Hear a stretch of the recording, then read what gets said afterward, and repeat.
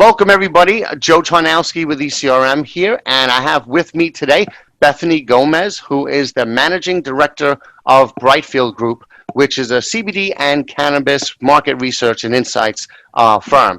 So today we're going to talk about trends in the European CBD market. So Bethany, thank you for joining me. And before we get into the topic, can you give a little overview of Brightfield Group?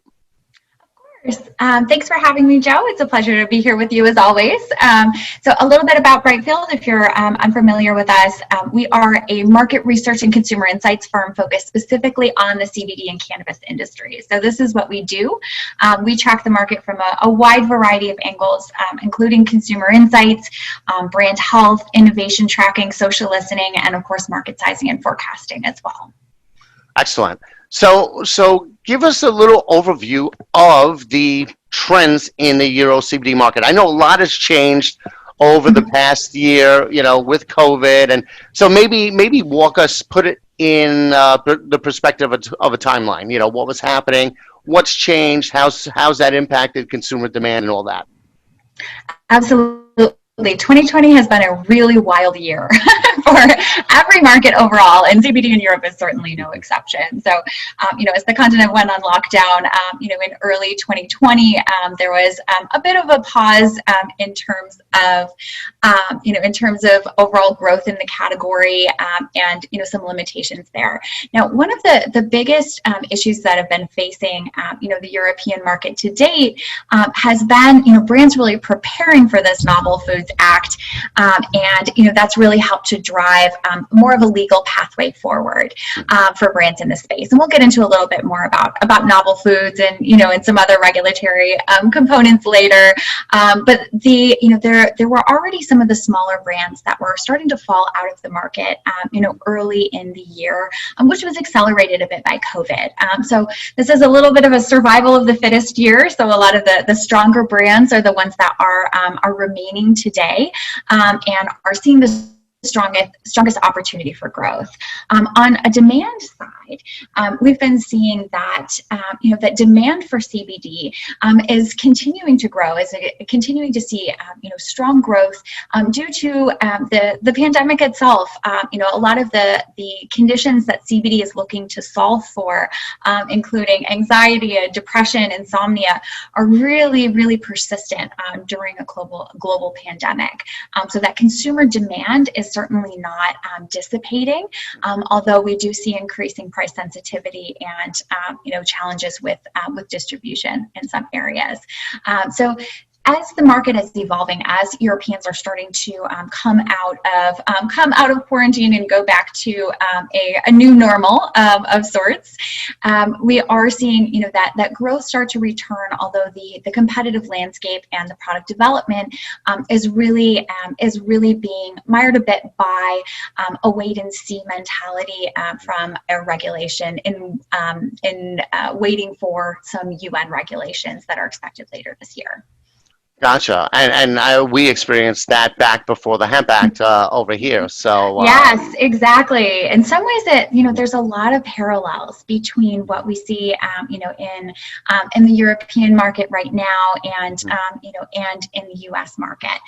There's a lot of there are certainly some distinct differences. It was very exciting when the European when it became clear that that CBD could be considered a novel food, and therefore there was a regulatory pathway forward for CBD. That there will continue to be a regulatory pathway forward for CBD, certainly in the UK, in all product formats, that in a way that really encourages growth and investment from strong brands and the development of really strong products, high quality products, good branding, and consumer and good consumer education and awareness. There's, through the rest of the continent, there is a bit of a pause for ingestibles in particular, as we wait for a UN decision on the ruling around narcotics. So now there's 20 some odd countries in Europe, in the European Union, and I'm sure there's probably some differences in consumer behavior from country to country. Are you noticing any particular trends that may be local to some areas, in types of products they're getting, or how much they buy at once, or, just the way they shop for CBD? Absolutely. It's really interesting how CBD is something wildly different in some countries versus others.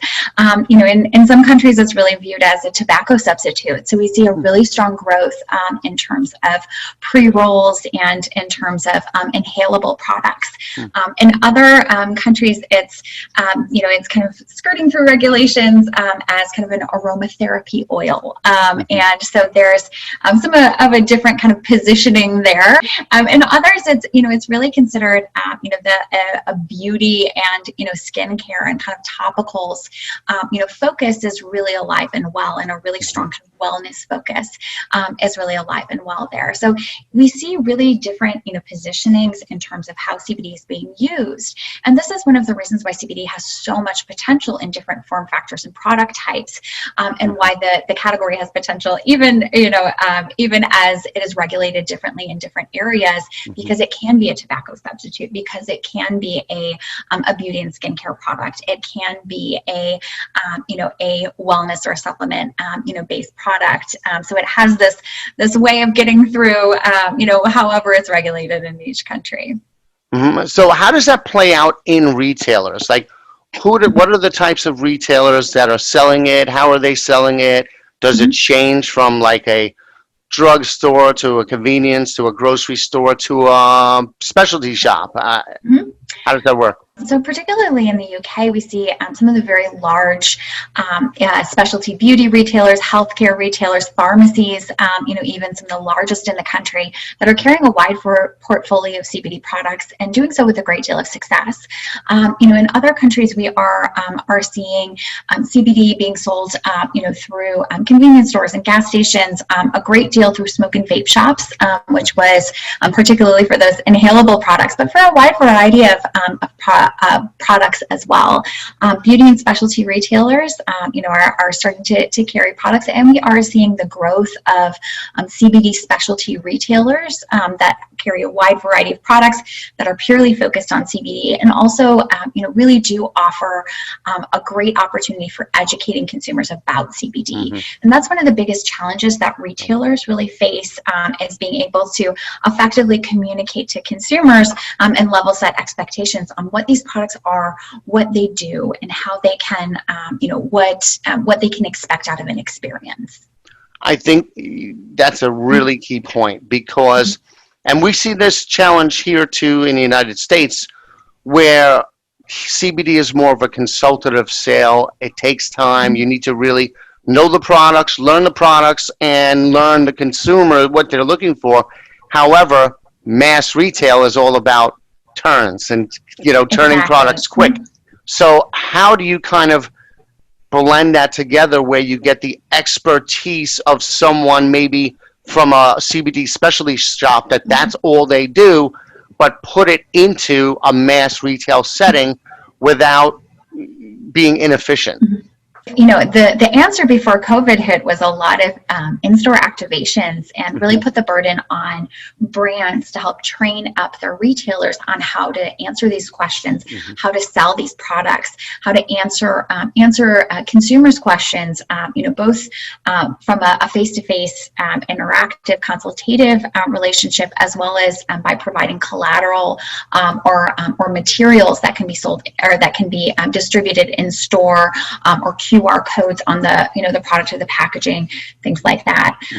In the era of COVID, face-to-face interactions and picking up things off of unnecessary things off of a shelf is not necessarily something that people are really excited about doing right now. So it really increasingly puts the burden on the brands to be proactive about educating consumers, and really providing that guidance and providing that education around what is CBD and what can it do. Some brands are getting very good at using QR codes on their packaging, or using their sites, or using social media, or getting involved with organizations that can help educate consumers about CBD. But that education gap is something that is absolutely crucial to making the difference between products turning and not turning on those shelves.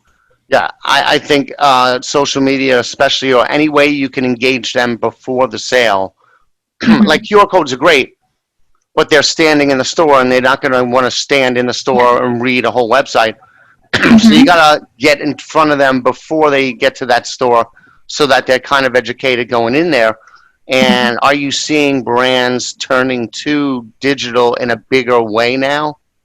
Absolutely. Ever since COVID hit, there's been a really strong push into digital and D2C marketing overall. It's a shift from CBD brands away from just focusing on getting products on shelves and really focusing on kind of taking that burden of making them turn and building that relationship with consumers directly is something that is so important. Consumers are much more captive, have been much more captive during the pandemic, certainly not as much now as they were when we were all in lockdown, a few months ago. But digital is really the best way to be able to get in front of consumers and be able to build that relationship. And that benefits both brands themselves for building that awareness and that loyalty, which is something that will benefit them so much over the long run, but also benefits their retail partners as well by building that brand and building that education that will help make the difference of somebody picking up that product off of the shelf versus kind of walking past because they're not sure. Now, what about the different types or formats, of CBD products, whether it's topicals or tinctures, gummies, or what have you? Are there certain, in the mass retail setting, do they lean towards one type of product, or are they, mixing it up? So there's a bit of a differentiation again based off of where you're talking about and which aspect of the market we're talking about. Hmm. Topicals are always a really good entry point Hmm. for consumers and for retailers. And again, because they're not ingestible, it does make everybody a lot more comfortable, but they don't turn as fast. So retailers that have a wider ingestible portfolio, including tinctures and increasingly gummies as well. Are seeing larger growth and larger sell-through through their stores. Now, as particularly if you look through kind of that mass or that health and beauty or that pharmacy channel. Now, if we're switching over to kind of a smoke and vape shop or a C-store focus, it's a bit of a different type of portfolio of products that move. Those are more of the inhalable products, whether those are pre-roll or flower-based products, whether those are vape or e-cigarette or e-liquid products, or even if those are kind of single serve, drinks or edibles as well. And we are starting to see the dabble of a couple of CPG brands into the CBD space, even in the drink space. Vita Coco is expected to launch a CBD drink here shortly. There's several additional brands that are starting to put a toe in that water and develop drinks and CBD drinks because they move very well through the C-store format as well as any kind of gas stations, forecourt retailers, or that smoke and vape channel. Okay, well, speaking of the competitive landscape, talk a little bit about how that plays out, because I know, here in the United States for a while you had your startups, right? Maybe they came from the cannabis industry that, they have no retail experience or limited retail experience. Then you'll have kind of those middle players where they brought on somebody from the outside who has retail experience or experience dealing with major retailers. Then you have like the third group, which is like you were talking about. They were already traditional CPG companies, and they're adding CBD as a line extension, like the Vita Coco that you were talking about. What is it like? Is it similar in Europe, or where are they at? So we still see a large number of these kind of small entrepreneurial players, many of which who are sourcing their products through white labelers. So a lot of the form factors and the actual product formulations are very similar between a lot of these small brands because they're all manufactured at the same place. Yeah. And there's a small number of them that source a very large percentage of the overall market. Now, there are some larger players that are starting to be established, but large is still a relative term. In Europe, the market is still very nascent. But there are some of those larger players that are really focusing in on quality and really focusing in on their product formulations, and are thinking of this as a longer term endeavor. And we can really start to see those that are planning for the future are ones that have been applying for or planning for the novel foods regulations and the novel foods guidance and structure there, because that is a very expensive process, but it also does ensure very high quality products are hitting shelves. And so those are the companies that are really serious about again their product formulations, the quality of their products, and their longevity in the market. So a lot of retailers are using this as a good way of differentiating and or distinguishing which brands are optimal or going to be there over the long term. It's starting to really kind of cut away the wheat from the chaff from the wheat, right? But the smaller players, a lot of players that are without these regulations fully established and in place, we haven't seen kind of the larger scale investment into the category that brings a lot more of that expertise into the space as well. It is not necessarily cheap to bring on people that have a fantastic background and experience in CPG or in retail to help bolster this experience. And so some brands are waiting for that and have the best of intentions, but are taking a bit of a wait and see approach to these regulations later this year as well. Well, I think that expertise is important because CBD it's relatively new, but it's not that new, where a lot of buyers I've seen have developed some level of expertise, like you said, in distinguishing the strong brands from the weaker brands, or they know about the different quality controls and testing that are out there that they should be doing. So it's not as easy to pull the wool over somebody's eyes anymore. They know what they're looking for. So I think it's that retail expertise is kind of key. And we are starting to see some market leaders from the United States that have some additional experience, both in scaling the brands, in terms of making really high quality brands that can compete and win in a very, very crowded competitive playing field, in the U.S., and have that retail experience, have gotten on the shelves of these very large big box and pharmacy retailers in the United States. So those brands are really at an advantage from a lot of angles coming into the European market. It's certainly a different market. It's a different, the consumer is a little bit different. The retailer and the buyer mentality and the regulations are a bit different.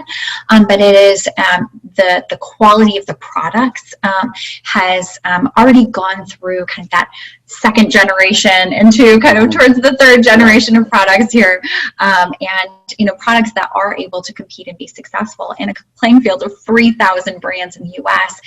Are able to really land with consumers in Europe as well, and that's what we're starting to see. Yeah, once you've established a relationship with the retailer already, and you're in there, and they trust you, it's going to be very hard to unseat. For a new person to unseat that brand. Yeah, absolutely. Now, the only caveat to that is the CPG brands or the or supplements brands, for example, that already have existing relationships with retailers, but not necessarily through the avenue of CBD, right? They will also be a very competitive, force in the category once these regulations come through and they are able to enter in a lot more depth. So, brands are really focused on trying to build that strong relationship with retailers today, and are able to really deliver and commit to that relationship, to servicing those retailers, and ensuring they build that relationship, because that is what is going to help them over the longer term. Yeah, and that's a really good point that you bring up. Is if I'm a CPG player that's been dealing with this retailer for 20 years. And now I add a CBD line, that's a lot easier on-ramp in than even against a big player coming to that retailer. So Absolutely. relationships do count, especially in something when it comes to a category where trust is important.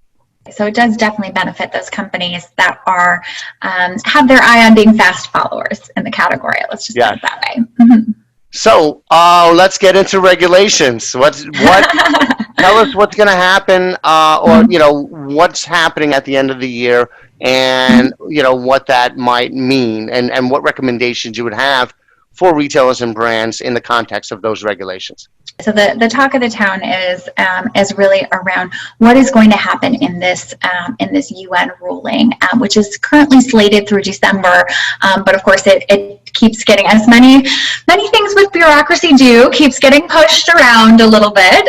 So whether that will definitely conclude in December is still up for grabs. But earlier the WHO recommended that CBD be delisted as a narcotic. The UN Commission is considering whether to consider CBD to be a narcotic or not, essentially. Mm-hmm. Now, anything from the UN is not necessarily binding per se, so countries can make their own decisions regardless of what the UN says, but it certainly carries a lot of weight, particularly with the European Union. Now, the UK has already decided that they are planning to move forward with CBD as a novel food, which means that it can have a pathway forward for all form factors. They just have to go through the very stringent and expensive novel foods application and regulation structure. But the rest of the European Union may take its direction from the UN on that. So a lot of those, most of those applications for the continent of Europe are currently on pause for ingestible products. So there's a lot of wait and see going on there. For maybe brands in the United States that are looking to go into Europe but are not as familiar, can you explain the concept of novel foods? Sure. So the novel foods regulatory structure essentially is regarding any kind of food or supplement product that was developed or introduced after the 1990s, right? And so in order for a new ingredient or a new product to be authorized to be sold commercially in the continent of Europe, these products need to go through a very strict regulatory structure. So they need to apply, they need to be tested. There's a great deal of quality control involved, and it does have a tendency of limiting the number of products and the number of formats that are going to make their way to market. So the small brands cannot necessarily afford to do this, to make this application, and it does make it a lot more risky. These brands have a lot more skin in the game if they've invested hundreds of thousands or million dollars into this process. So it does. But the benefit of that is, again, it does create a strong barrier of entry for small brands getting into the space. So you will not see the playing field that we have seen in the United States currently, where there's 3,000 brands operating in the space and all competing against each other. So essentially it protects the consumer by ensuring that there's high quality of products that are safe for consumption. And it also does protect those brands that are competing in the space by ensuring that they don't have an overburdensome amount of competition or an endless amount of competition getting into the space. And it's kind of like a seal of approval. I mean, it also, it builds that trust in the retailer.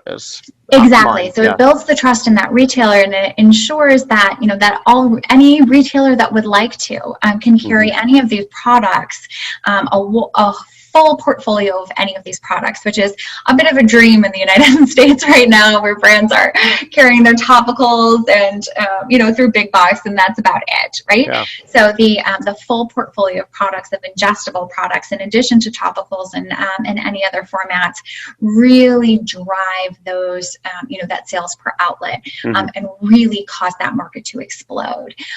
So the UK market is going to be whichever way the UN regulations go, the UK market is going to be an extremely lucrative market, a large and booming and very promising market to be able to enter.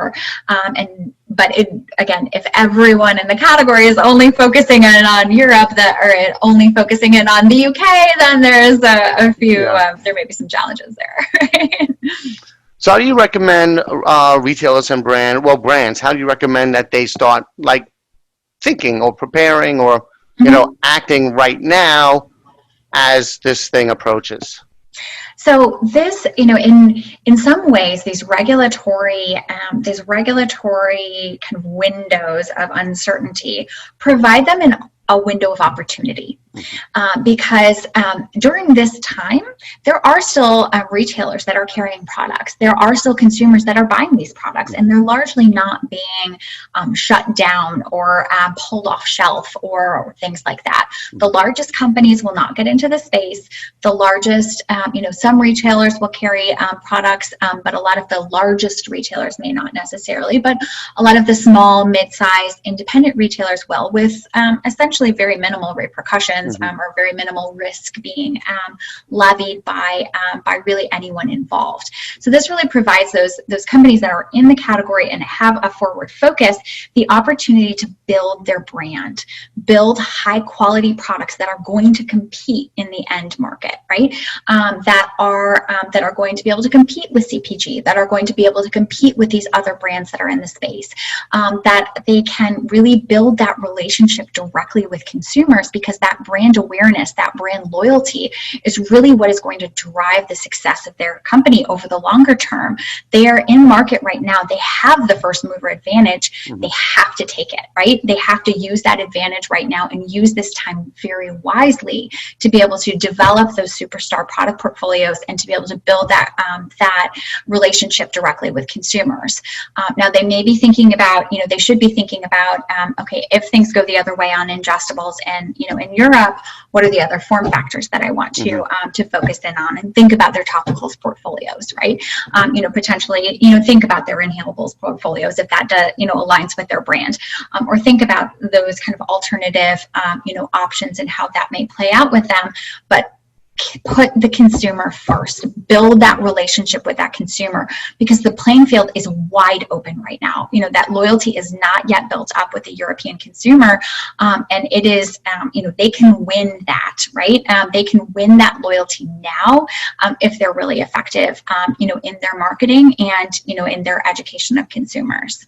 And it's still important to get in front of the buyers too. Absolutely. Build that relationship now, right? Build that relationship now. So when those regulations hit, we saw this in the United States as well after the Farm Bill passed.